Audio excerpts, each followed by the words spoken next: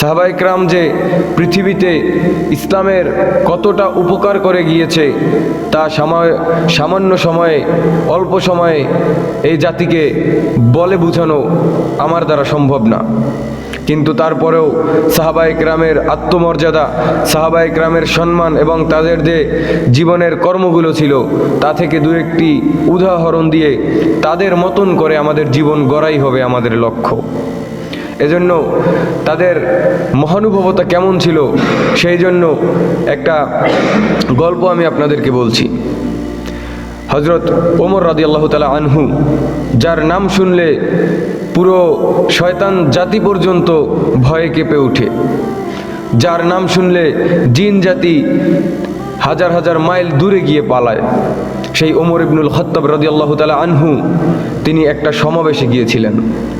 তিনি একটা সমাবেশে গিয়ে অনেক মানুষের ভিড়ে, অনেক মানুষের মধ্যে তিনি হাঁটতে লাগলেন। হঠাৎ করে সেই সমাবেশের একটা মানুষের পায়ে, সমাবেশের একটা লোকের পায়ে ওমর ইবনুল খাত্তাব রাদিয়াল্লাহু তাআলা আনহুর পা মুবারক পড়ে গিয়েছে। ওমর ইবনুল খাত্তাব রাদিয়াল্লাহু তাআলা আনহুর পা ওই লোকের উপরে যখন পড়ল, যখন ওই লোক ওমর ইবনুল খাত্তাব রাদিয়াল্লাহু তাআলা আনহুর পায়ের একটু চাপ পেলেন, ওই লোক ওমর ইবনুল খাত্তাব রাদিয়াল্লাহু তাআলা আনহুকে চিনতে পারলেন না। তিনি তাকে না চিনে তাকে বললেন, হে ব্যক্তি, তুমি কি অন্ধ? তুমি কি চোখে দেখতে পাও না?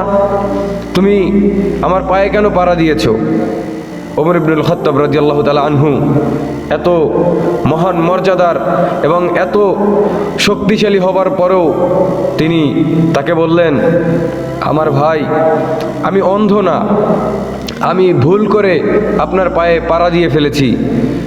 আমি অনুভব করতে পারিনি যে আমার কদম আপনার পায়ে গিয়ে লাগবে।